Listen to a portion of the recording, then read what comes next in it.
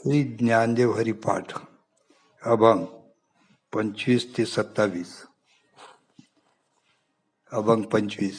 जाणीव नेनीव भगवंती नाही, हरी उच्चारणी पाही मोक्ष सदा. नारायण हरी उच्चार नामाचा, तेथे कै काळाचा रीग नाही. तेथील प्रमाण निनवे वेदासी, ते जीव जंतुसी केवी कळे. ज्ञानदेवा फळ नारायण पाठ, सर्वत्र वैकुंठ केले असे. अर्थ. भक्त ज्ञानी आहे की अज्ञानी आहे हे देव पाहत नाही. नामोच्चाराने मोक्षाचे फळ हे दोघांनाही सारखेच मिळते. जेथे नामोच्चार चाललेला आहे तेथे प्रत्यक्ष यमराजाचाही प्रवेश होऊ शकत नाही. परमेश्वराचे यथार्थ स्वरूप जिथे वेदांनाही कळले नाही, ते बिचारा सामान्य जनास कसे बरे कळेल. यास्तव ज्ञानेश्वर माऊली म्हणतात की या हरी नामजपामुळेच मला हा मृत्यूलोकातही वैकुंठवास भासतो. अभंग 26. एक तत्व नाम दृढ धरी मना, हरिसे करुणा येईल तुझी. ते नाम सोपे रे रामकृष्ण गोविंद, वाचे सद्गद जपे आधी. नामपते तत्व नाही रे अन्यथा, वाया अनेक पंथा जाशी जनी. ज्ञानदेव मौन्य जपमाळ अंतरी, धरोनी श्रीहरी जपे सदा. अर्थ. हरिनाम हेच एक तत्व मनात दृढ बाळगून तू चिंतन करीत राहिलास की परमेश्वराला तुझी दया आलीच म्हणून समज. रामकृष्ण गोविंद हे सोपे नाम तू भक्ती प्रेमाने घेत जा.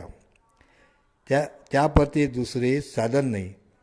या हरिनामाशिवाय संसारात तापातून मुक्त करणारी दुसरी साधन नाही, आणि याहून दुसऱ्या साधनाचा विचारही केल्यास फसगत होईल. म्हणूनच मौन स्वीकारून मी मनातल्या मनात हरिनामाचा जप करीत आहे असे ज्ञानेश्वर महाराज म्हणतात. अभंग 27. सर्व सुख गोडी साई शास्त्र निवडी, रिकामा अर्घ घडी राहू नको. लटिका व्यवहार सर्व हा संसार, वाया यरझार हरी बिन.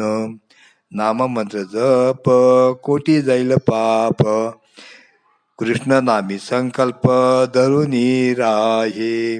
निजवृत्ती काढी सर्व माया तोडी, इंद्रियास वडील पो नको. तीच प्रतिभाव धरी रे करुणा, शांती दया पाहुणा हरी करी. ज्ञानदेवा प्रमाण निवृत्ती देवी ज्ञान, समाधी संजीवन हरी पाठ. अर्थ. साई शास्त्रांनी हरिनाम हे सुखाचे निदान म्हणून निवडले आहे, आणि म्हणून अर्धी घटकाही तू रिकामा राहू नकोस.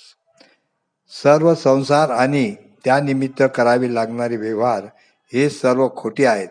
म्हणून हरिनामस्मरणा वाचून तुझ्या सर्व जन्ममरणाचे जरा व्यर्थ आहेत. यास्तव या नामरूपी मंत्राचा जप तू कर. त्यायोगे तुझी कोट्यावधी पापे नष्ट होतील. म्हणून परमेश्वर नामाचा दृढ निश्चय करून तू सतत त्याचाच उच्चार कर. देह आणि आत्मा याहून वेगळा जो परमात्मा तो मीच अशी वृत्ती स्वीकारून सर्व मायाजालाचा नाश कर. आणि इंद्रियाचे कारण हे पुढे करून त्यायोगी लपू नकोस. तीर्थे आणि व्रतवैकल्ये यावर विश्वास ठेवून मनात दयारूपी भाव बाळग. दया शांतीयुक्त अशा हृदयातच परमेश्वर राहतो. निवृत्तीनाथापासून मला जे हे हरिनाम पठणाचे ज्ञान प्राप्त झाले तेच हे समाधी संजीवन म्हणजे जागृत ठेवणारे आहे असे मला अनुभवाने समजले, असे श्री ज्ञानेश्वर महाराज सांगतात. जय गुरु.